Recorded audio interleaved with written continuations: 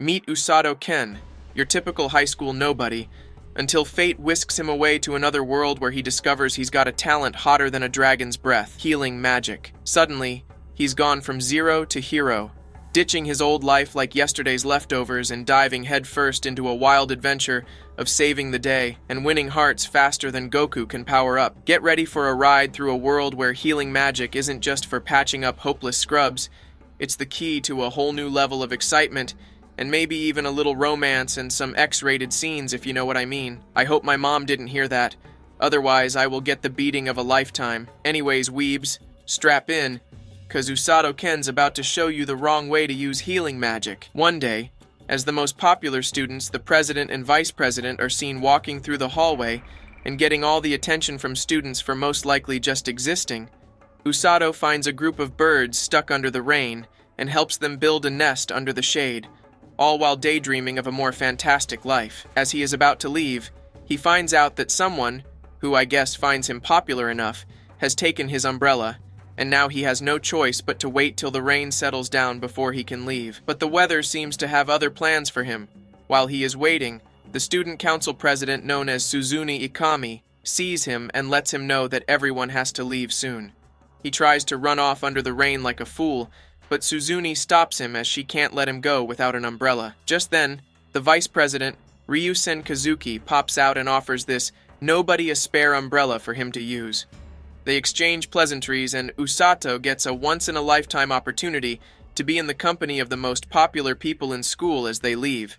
He definitely needs to go for a Thanksgiving after this. As they are walking, Usato lets them know that they are nicer than he imagined them to be. I guess when you're a nobody, everyone seems proud to you. While Suzune tries to say she's just an ordinary high schooler, Kazuki lets her know how she's nowhere near ordinary, being the top student in school, who's also good at all the sports, which in this case, looks like he's letting her know how much he fantasizes about her. Suzune asks Usato what his plans are after school, but I guess it isn't surprising that he hasn't planned anything for himself yet. Suzune starts mentioning how she feels she doesn't belong in this world, to which Usato agrees, and feels that's a similarity that they share. Just then, our popular duo come to a sudden stop as they start to hear the ringing of bells. Usato, obviously having no specialty to him, was confused about what was going on because he couldn't hear anything. A magic circle suddenly appears beneath them, and Suzune shows a positive reaction to this, giving the impression that she may not be so perfect and more of a crackhead, to be honest. The magic circle takes them away, and they suddenly appear in a throne room in front of a king while being surrounded by guards. While Usato and Kazuki are still trying to make sense of the situation, Suzune completely loses her cool as she can't contain her excitement of being summoned to another world. This further ruins the image Usato had of her, convincing him that she must have been dropped on the head as a baby. The king introduces himself as Lloyd Vulgast Linger, the king of Linger Kingdom, and lets them know that they were summoned as heroes to help defeat the demon lord and his army that has been attacking their kingdom. Kazuki gets really angry at the situation and demands to be sent back home, but the king tells him that the summoning process only works in one direction. This makes Kazuki even lose his composure more, and before he could do anything drastic, the king's guards surround them, but Usato is able to calm him down. King Lloyd then lets them know that he promises to find a way to send them back, but they should help him. Suzune, our crackhead girl, finally gets some composure and asks the king why he refers to them as heroes, since they just met. A court mage named Welsi then explains that the summoning circle is designed to bring accomplished people, and mentions that the bells they heard ringing before was a sign of that. This shows how Usato had no business being there, as the nobody he is, and only got lucky because he happened to be with the cool kids when the magic circle popped up. Welsia then takes them to test the kind of magic powers they have. They each place their hands on a magic crystal, which then reveals that Suzune has an affinity for thunder magic, and Kazuki has an affinity for light magic, which works very well against demons. The nut job being able to control thunder seems like a recipe for disaster, but let's get into that. When Usato places his hand on the crystal and a bright green light shows, Welsi panics and drags Usato to meet the king and let him know what she's discovered. When the king finds out, he starts making plans on how to hide Usato, but just before he's able to commence anything, a lady with green hair slams open the doors of the throne room and enters. The king and everyone in the throne room begin panicking at the sight of her. She notices Usato and asks him if he is a hero, to which the king butts in and mentions that Usato is a nobody who was summoned by their ineptitude. What a way to be introduced to someone you just met. The lady introduces herself as Rose, captain of the kingdom's rescue team. For someone who's supposed to be saving lives, she gives the impression that she's more attuned to taking them. Wellesley then tries to distract Rose by offering to show her to the room where the actual heroes are. As they take their leave, the king calms down, but our oblivious nobody, who can't seem to read the room, asks the king what the green color of his magic means. This catches Rose's attention and sends everyone back into panic mode. As she attempts to take Usato, the king orders Wellesley to protect him, and she uses her magic to wrap him in a bubble and send him flying out the window. Look who's getting all the attention now. So much for being a nobody. Rose speeds out of the room to chase Usato and jumps into the air, smashing the bubble that surrounded him with a strength that's not normal for a supposed healer. The king tries to stop Rose again by telling her that Usato really was just dragged into the situation, but Rose has made up her mind to take Usato and turn him into a full-fledged healing magic user. And just like that, Usato's fate has been sealed by a healer who looks like she has more tendencies to kill and torture. Wellesley then gets back and tells Kazuki and Suzune about the situation and how healing magic users are very rare to find in their kingdom. So Rose took Usato to train him as her subordinate. Hopefully he's able to heal the horrors that await him. Rose brings Usato to a place where he would now call home for the rest of his stay there. She calls for some guys who respond like they have been tortured into submission, and they surround Usato and introduce themselves with the look of predatory in their eyes, like they just found something new to play with. Rose ends up kicking one of them to stop them from making him afraid. You see how she has more tendencies to deal damage? She then tells Usato that these guys can't use healing magic, but lets him know that they are two other healing magic users in the rescue team who are working elsewhere. She lets him know how she'll drum the techniques of healing magic into him, and Usato instincts have never been more strong, telling him to run away. But unfortunately, he has nowhere to run to, and that's how he goes to bed and prepares himself to face the new struggles he has been plunged into. Hayasato wakes up the next day, hoping all the events he just experienced were just a dream, but unfortunately for him, it was all real. Kazuki and Suzune, who are already dressed in uniforms, come to see how he's doing and ease their worries. Usato assures them that he's fine, until he remembers that hell awaits him in his training session today. He decides he'll go through with it because he wants to be of some help. I guess this would help lift the barrier of non-existence that has surrounded him for so long. This resolve helps Kazuki make up his mind to give his best in this new world they were brought to. When they leave, Usato notices as Rose opens the door behind, and he instantly freezes and goes into submission. But Rose tells him that he's free to do whatever he wants, so far as he isn't training, then gives him a journal to use and document how his training regime goes daily. The book might as well carry his will and his last words. After breakfast, Usato begins training by first trying to sense the mana within him, then goes along to read a book containing basic information about the kingdom. He's able to understand the language of the book, because heroes summoned to the world surprisingly have a built-in translator in them. His tortuous training continues when he is forced to run for days in order to build up his strength and stamina. No matter how tired he gets or whatever injury he sustains, Rose just heals him and tells him to continue running, and if he dies, she'll revive. And so Usato is stuck in a never-ending hell where he isn't even allowed to die because of a so-called healer who has the brutish strength of King Kong. Eventually, Usato starts to notice the healing magic manifesting from him, and he's able to cure his fatigue and injuries, allowing him to train for longer. As the days go by, his training becomes more and more brutal, but because he can heal himself, he is able to endure for longer. A week later, Kazuki, Suzune, and a random knight come to visit him, and they see him doing push-ups with a boulder on his back and Rose sitting on top of it. I think Rose is actually trying to get him to die early, because who trains healers like this? Rose teases him and feels he's being cocky, so she adds an extra boulder on his back, nearly signaling the moment where this anime ends. Fortunately, he heals himself and is able to still withstand the pressure. Suzune and Kazuki are still very much surprised at the sight of Usato being able to survive all this. But Suzune falls back to her default deranged nature as she sees Usato's developed muscles and begins drooling with so much interest gleaming in her eyes. Rose mentions that Usato is finally becoming the kind of man she likes, so not only is she a brute, but she's also grooming him. The knight gets angry at the sight of the training Usato is being put through and tells Rose that she's ruining his bright future. Rose then snaps back and lets the knight know that she is going to make Usato her right-hand man, given the fact that he's not the type to give up and has been able to withstand her training. It's not like she really gave him a choice. But, oh well. She then tells Usato to take a break and go catch up with Suzune and Kazuki while she continues her discussion with the knight. The group gets to a place that they're able to relax. Then Kazuki mentions that the knight is actually Commander Siglis, who is known as the strongest knight in the kingdom and is the one teaching them sword fighting. The young girl that came with them then introduces herself as Celia Vulgast Linger, princess and daughter to the king. Usato, remembering how much of a peasant he is, immediately bows down to show respect to her, but she insists that he doesn't have to be so formal. The princess then offers them the pie that she brought.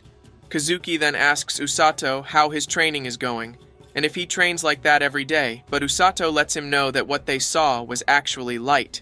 He's so used to suffering now that he doesn't even know what's supposed to be normal anymore, poor kid. Kazuki lets him know how their own training is more moderate, and their health is also being considered.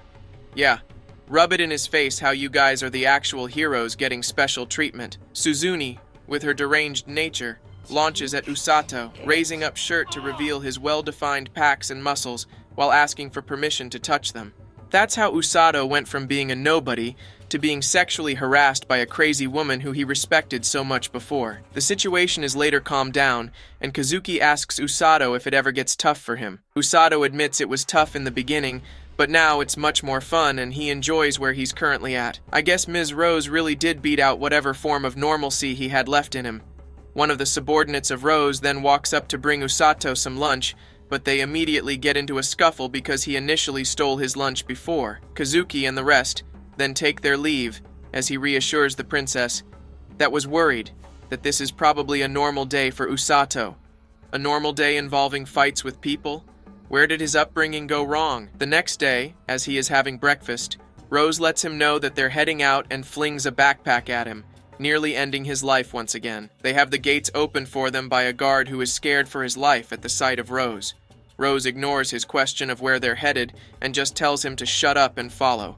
They arrive at a forest known as the Darkness of Linger, where she lets him know that he is supposed to defeat a grand grizzly before coming back. Usato complains of how dangerous those creatures are before Rose picks him up like the gorilla she is and sends him flying through the air down to the forest, while he wails seeing his life flashing before his eyes once again. As Usato flies through the air and sees how his obituary is going to end up, he ends up protecting himself with his magic, while breaking his fall with his new strength until he lands. Before he's even able to plot out a plan, a white grand grizzly suddenly appears behind and starts chasing him around the forest. He tries to outrun, but the bear keeps up. Then he decides to face the bear head-on, as he remembers that Rose is a more frightening animal than this bear. As soon as he gets ready to fight, 2 more blue grizzlies appear behind the white one and gang up on him, making him realize how stupid of an idea he had.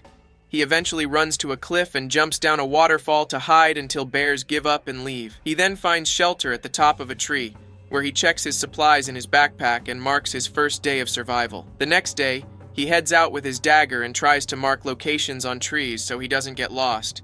As he sees a tree covered with bear claw marks, an injured black rabbit suddenly appears from behind a bush, and he heals it with his powers. The rabbit then starts following him around like a lost child with no sense of direction. Luckily for him, the rabbit leads him to the den of the grand grizzly bear family. He spends some days monitoring the bears, but eventually suffers poisoning from the water he drank from a river due to his lack of basic survival skills. Even his rare healing magic couldn't stop his pain and suffering. The following day, his rabbit friend leads him to a cleaner source of water, which he drinks from and feels better. Of course, there's no assurance that this water won't poison him too, but let's trust the animal we just met. The rabbit instincts kick up as it notices something dangerous nearby. Usato follows it to find out what's wrong, and they come across a large and deadly snake which could take their lives instantly. They're relieved when the snake leaves, and Usato goes back to investigate the grizzlies one more time before deciding to go kill them. The rabbit urges him not to go anywhere like a toddler that's about to watch their parents leave the house. Obviously, this rabbit has no idea what its mother is supposed to look like. He then waits till the rain stops and heads off to the grizzly den. As he approaches, A horrific sight meets him when he sees two of the bears dead on the floor with injuries that most likely came from that giant snake earlier. The baby grizzly then appears from under some rocks and weeps at the sight of its dead parents. Usato swears to get revenge for the baby grizzly and heads off to find the snake. The bears tried to kill him before, but sure, he should go ahead and get revenge for nearly being bear food. Suzune and Kazuki come to check up on Usato, but the guys at the cabin let them know that he's been out for like 10 days and hasn't returned yet. Kazuki gets very worried, but Suzune tells him that Usato will be fine, and he should trust both him and Ms. Rose. Sure, trust the woman that's about to end the boy's short and unfulfilled life. Usato prepares himself for his fight with the snake and asks the rabbit to lead the way. I guess he's suicidal to actually go and fight that snake. They come to where the snake is, and he sees the baby grizzly has already engaged it in a fight. I guess the grizzly didn't want the snake messing with its food. He then helps the grizzly and engages in a fight with the snake, taking out its right eye while healing his injuries. The snake baits him to the blind spot of the taken out eye and bites his arm, filling his body with poison, but he is still able to heal the wounds and continue fighting with the aid of the baby grizzly till they take out the snake. As he lies down trying to heal the rest of his injuries, the snake gets up again, and Usato accepts his fate as his life ends here and now, while cursing out Rose for putting him in this situation. Luckily, Rose appears from nowhere and takes out the snake for good. She then mentions that the black rabbit, named Kukuru, gave her information on what was happening. Apparently, Kukuru is her pet that she sent to watch over him. Does this mean Ms. Gorilla has some sort of compassion in her? She explains how the snake was created by the Demon Lord and fled to the forest after it failed to be defeated.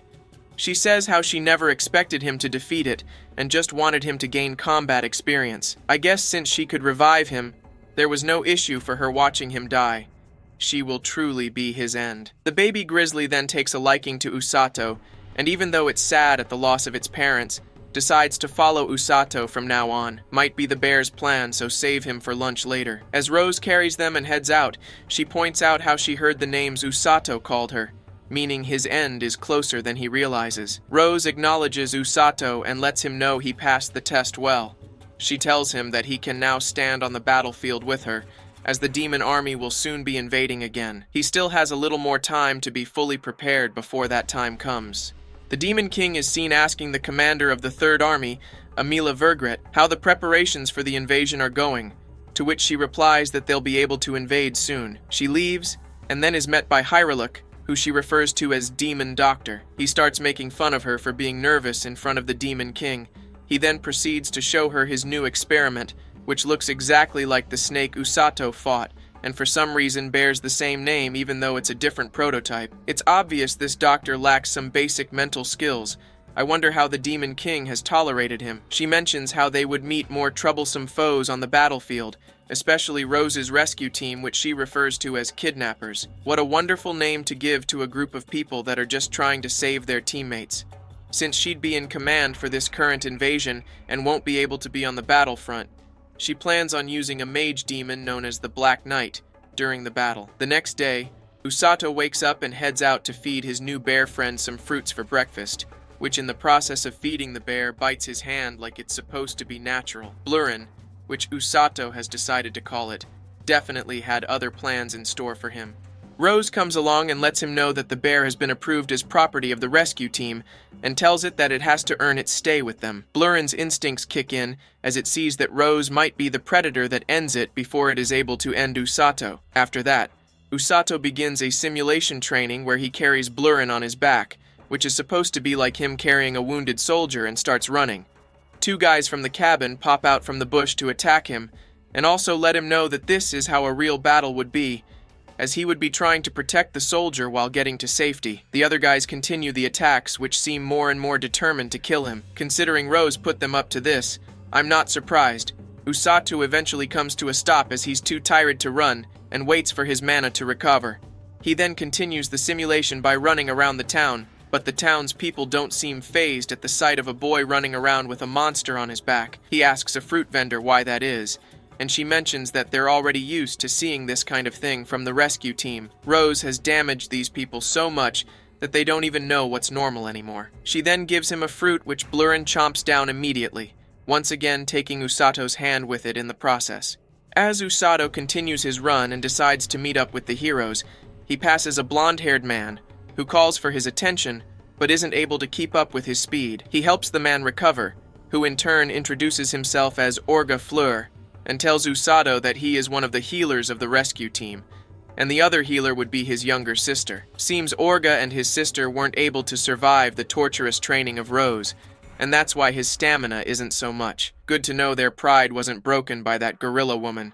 Orga tells him how he and his sister run a clinic helping people in tow, and also how he's not really good at healing himself but can heal others. An incompetent healer who can't heal himself?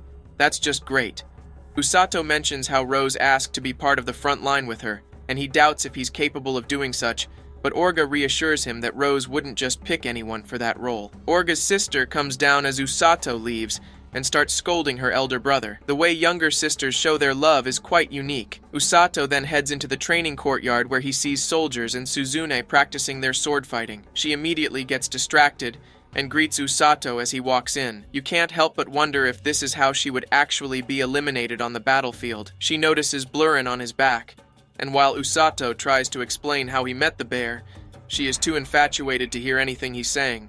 She tries to touch the bear and it smacks her hand away, hurting whatever little pride as a hero she has. She tries again, even with the help of Usato, but the bear just ends up trying to eat their hands. They're really just nothing but food to it. Suzune asks him if he came to see just her, but Usato with his density mentions how he came to see both her and Kazuki. He must be really dense to not notice how Suzune is hitting on him. She tells him that Kazuki went to train by fighting real monsters with Siglis, and when he gets back it would be her own turn to go. Their discussion comes to an end, and Usato heads back, continuing his training along the way while carrying Blurrin on his back. He gets back home and sees Rose standing outside thinking to herself. He approaches her and assures her of his newfound resolve to prove that he's a member of the rescue team by making sure to save those that he can, no matter how scary the situation gets. That's the spirit. Get on her good side and maybe she'll stop trying to kill you. The next day, he is woken up by Rose, who informs him that the king sent a message for him to join Suzune for her training outside the castle. As they set out to meet up with Suzune for their expedition, Rose tells Usato that he's supposed to be the healer for Suzune's party in case of emergencies. The king had requested for him earlier, but Rose refused, but couldn't turn down the king the second time he asked. They arrive and Suzune, who's obviously excited when seeing Usato and Blurrin, introduces him to Aruku and Korin, a knight and mage who would be joining them. This might be the perfect opportunity for Suzune to finally hit her shot with our not-so-unpopular protagonist. Kazuki is seen practicing his sword fighting as the princess approaches looking really worried. He assures her that he's perfectly fine and not overexerting himself. Even Kazuki can't tell when a lady is hitting on him.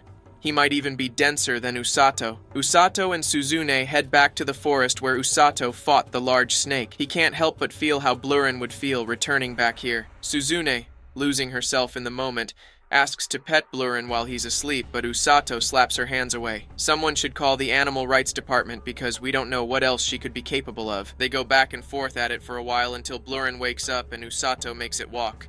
Suzune then decides she wants to carry the bear, but finds out soon that her obsession for it won't be able to counter its weight as she is crushed under him. Usato heals her, and as they head into the forest, they are stopped by a group of bandits that attack them. Suzune uses her thunder magic to attack them, while Usato gives out commands to her like she is some kind of Pikachu. While the fight continues, some wild boars run out of the woods and also start attacking them. Usato tries to protect Suzune as the Prince Charming that he is, but they both get knocked up and sent flying towards the waterfall that Usato was at earlier when running away from the grizzlies. They get out of the water and try to find shelter. They head into a nearby cave where Suzune uses her thunder magic to start a fire and keep them warm. Then, some monkey creatures known as venom monkeys appear from within the cave. Suzune, being the dumb girl she is, tries to pet them after Usato mentions that they're poisonous. She's too stupid to care, and one of them bites her, sending her to an early grave. At least Usato is kind enough to heal her immediately. When word reaches the king of how Suzune and Usato got lost, he is compelled to tell Kazuki about it. Kazuki flares up at him not sending out a search party early and decides to go find them himself, but Rose stops him and assures him that Usato will definitely keep Suzune safe. Well, now we know she's capable of trusting her subordinates as well. Usato and Suzune decide to take turns sleeping while keeping watch over the night. She ends up lost in thought and tells Usato how she is more comfortable in this world and doesn't want to go back to their old world. She doesn't mind abandoning her friends and family left behind. What a wonderful daughter to have.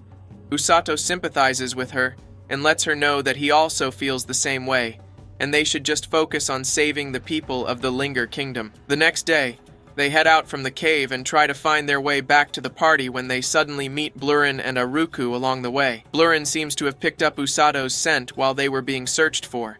A predator never really forgets the smell of its prey. It's just a matter of time. They come to where Blurin's parents died, but the bear seems to have moved on from the incident. So they leave the forest and start heading back home. Usato and Suzune meet the king in the throne room when they safely get back. The king apologizes for getting Usato into the situation, but due to the conditioning he has received from Rose, he tells the king that it's something he's used to. Rose and Siglis wait behind to have a meeting with the king as Suzune and Usato leave. Kazuki and Celia meet them in the hallway, and he lets them know how worried he was when they went missing. Suzune tells Kazuki that he can be reckless, but Usato nearly tells everyone how she embodies recklessness.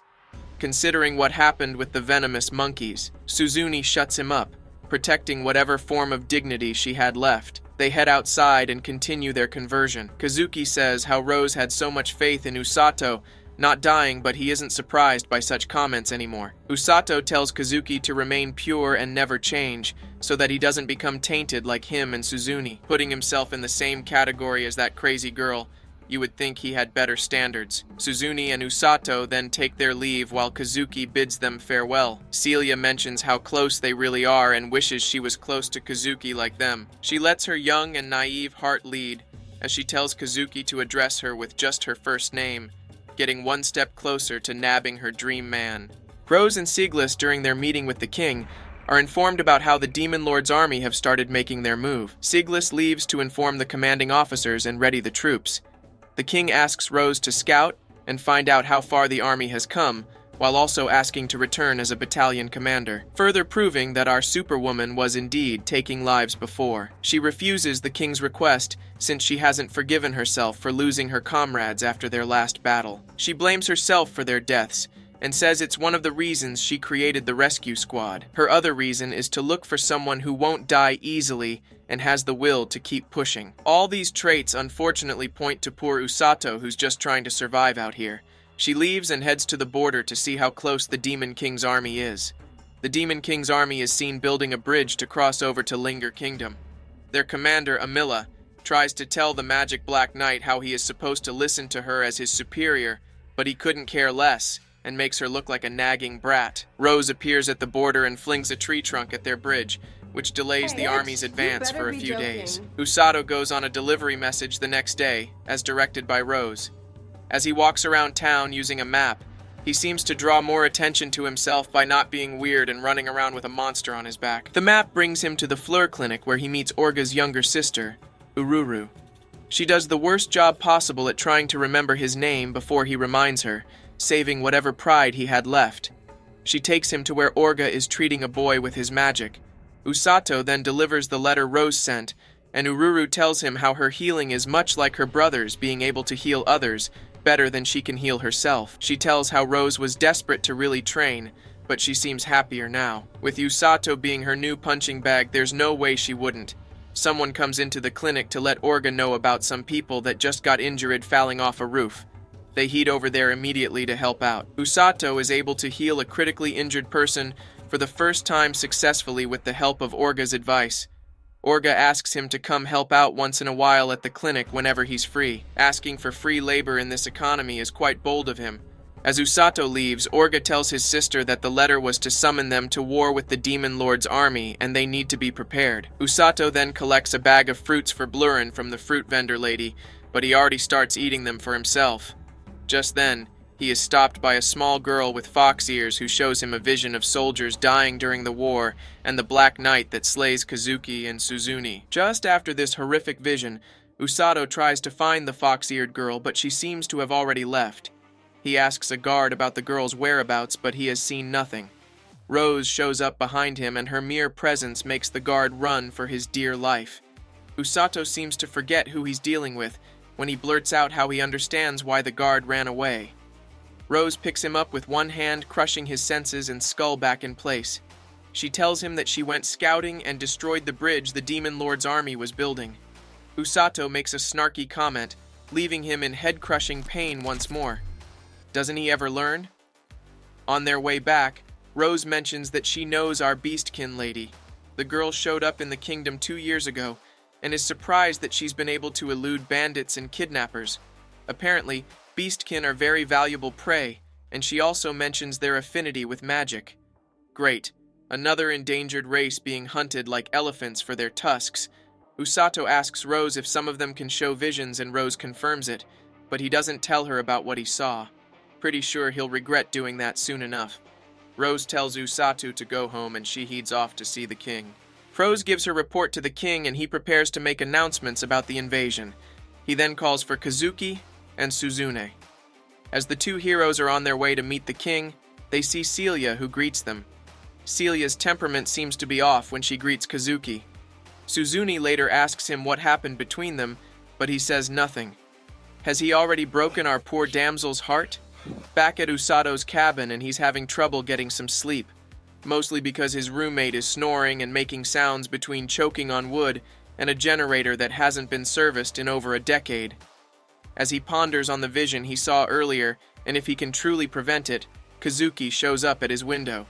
They head outside to talk, and Kazuki tells him that the king has informed them of the war coming.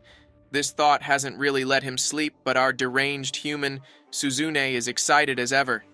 I don't even know if it's right to call her human anymore. Kazuki continues to tell Usato how truly scared he is and doesn't know what to do. Usato comforts and tells him it's okay to put his feelings first once in a while. He shouldn't be so pressured by the expectations of everyone. Usato then tells him that he has made up his mind to fight and help the people of the kingdom, even if he was just an accidental +1 to the events happening. It's good to know he has accepted his place in reality. This pep talk gives Kazuki the conviction and resolve he needs to fight. For a brief moment, it looked like they were having a special time to themselves. I see why Celia must have been sad. Suzune pops out from behind a tree as Usato was about to leave. She highlights the special bromance moment she just saw, but Usato pays no attention to it. She followed Kazuki because she was worried about him earlier, but Usato already seemed to have handled everything. She can be a reasonable organism when she's not high on whatever she takes. Usato doesn't really want Kazuki to fight if he could do something about it. Suzune then grabs him by the shoulders and asks him if he feels the same about her. But Usato mentions how she's a totally different case and a nut job.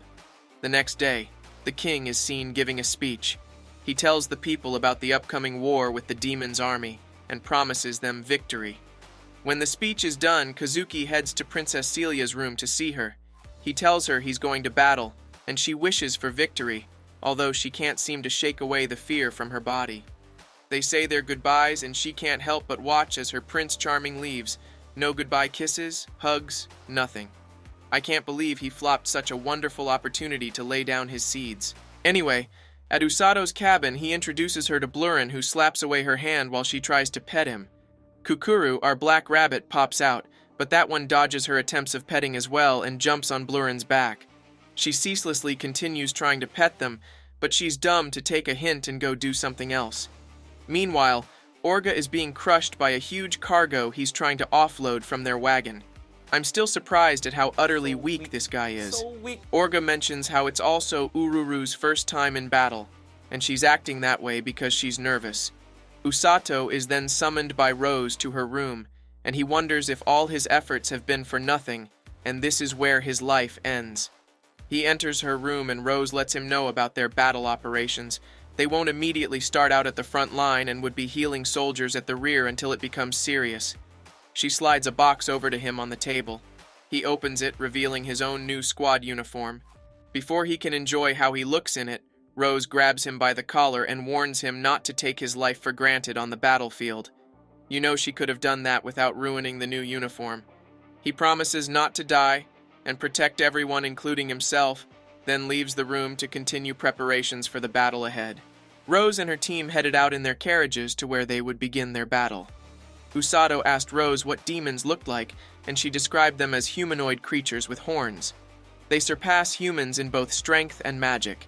She told him how their commanders and regular soldiers are also very tough, and asked if he was scared.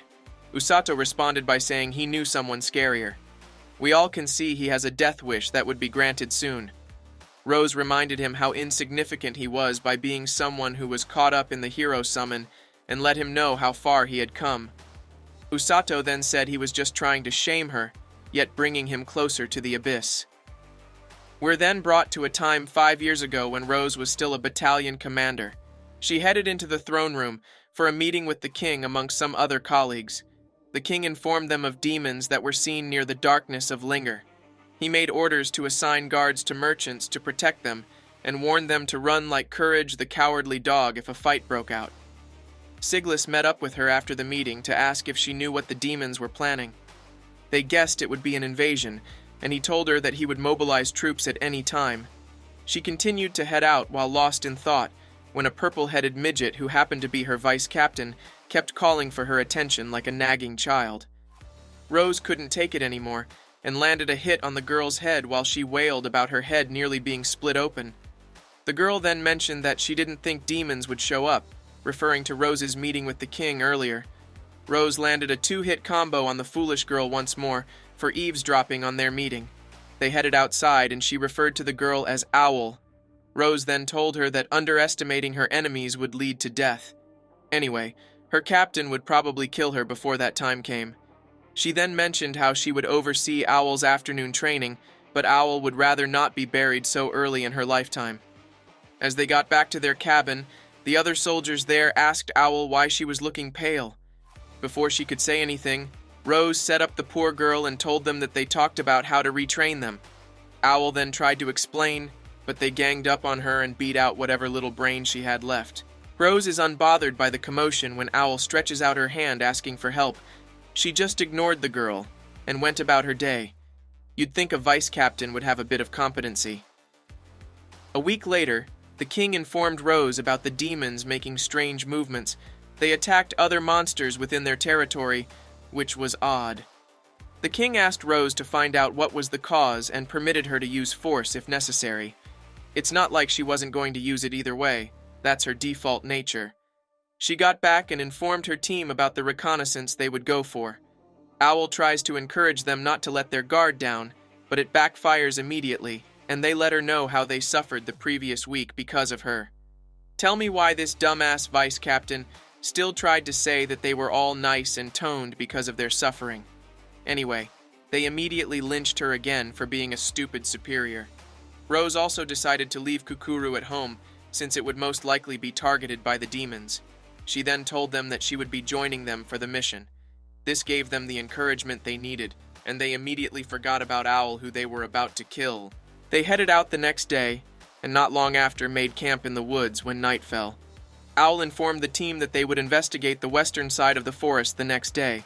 They would also have to leave their horses behind because of the rough terrain. She suspected there was something in the west, and they all agreed with her. I guess they don't want to end her life all the time. Rose took the first watch while the rest slept. She noticed Owl was awake and offered to put her to sleep personally. Owl, being scared for her life, asked how Rose knew she was awake, and Rose just said it was intuition. The poor girl was about to see the pearly gates based on intuition. Owl then asked her why she was made vice-captain, because others seemed to suit the role more. She mentioned how all she did was menial paperwork like a secretary working a 9-to-5. Rose told her how she would become the captain eventually, and Owl refused, saying they would all just kill each other with her being the first. Owl continued by saying how she's very stubborn and doesn't take orders. Well, not until she met Rose and her dear captain beat out the disobedience immediately from her body. She said how happy she was because Rose didn't give up on her. Pretty sure Rose just couldn't stand a spoiled brat. Of course, after her heartfelt story, Rose just flicked her forehead and told Owl not to rely so much on her. Rose encouraged Owl to be herself and told her she wasn't picked as vice-captain just on a whim. The other soldiers weren't sleeping and heard everything. They told Owl that they didn't hate her and would follow her orders when it counted.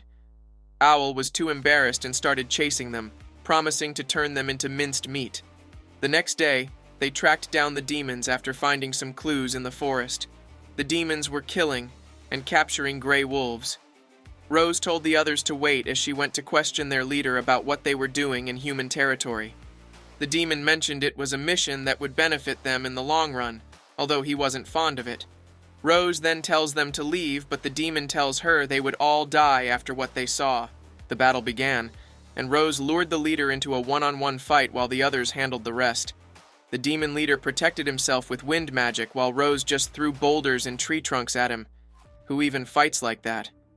The demon marveled at her strength and introduced himself as Nero Argents and also asked for her name. He then summoned a sword from a portal, and their clash went on. Thanks for watching, fellow weebs. If you enjoyed this recap, dive into the next video or playlist. See you in the next one.